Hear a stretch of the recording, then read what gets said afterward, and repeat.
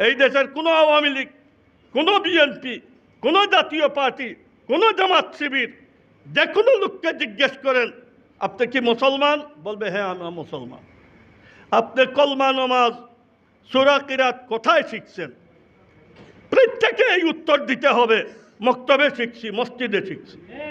এই মসজিদে কোনো স্কুলের আপনার পড়নেওয়ালা, কোনো কলেজের আপনার পড়ে ফারিক হনেওয়ালা, কোনো ইউনিভার্সিটির লোক মসজিদ আর মক্তবে মানুষকে দিন ইসলাম শিখায় নাই।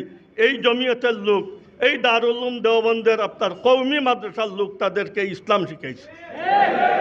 যার কারণে কোনো সংগঠন আমাদেরকে দেখতেও যদি না পারে, তার নাম যে আব্দুল্লাহ আব্দুর রহমান, এটা আমাদের অবদান।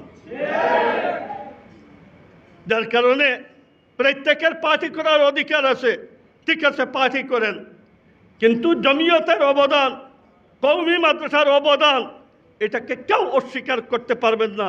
যদি অস্বীকার করেন তাহলে এখন দিন নয় রাত্র, এটা যেভাবে মিথ্যা এইভাবে মিথ্যা।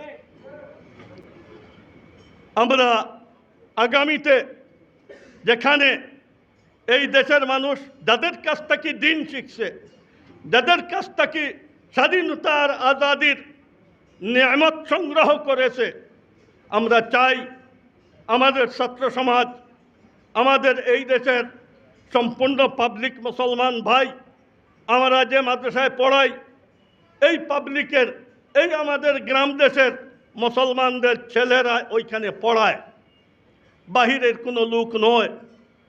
এই দেশের মুসলমানরা, তাদের ছেলেরা আমাদের মাদ্রাসাগুলায় পড়ে। এই আমাদের পাবলিক মুসলমানদের টাকা পয়সায় আমাদের মাদ্রাসা হয়, বোর্ডিং চলে, উস্তাদদের বেতন চলে। আমরা কোনো সরকারি অনুদান কবুল করি না।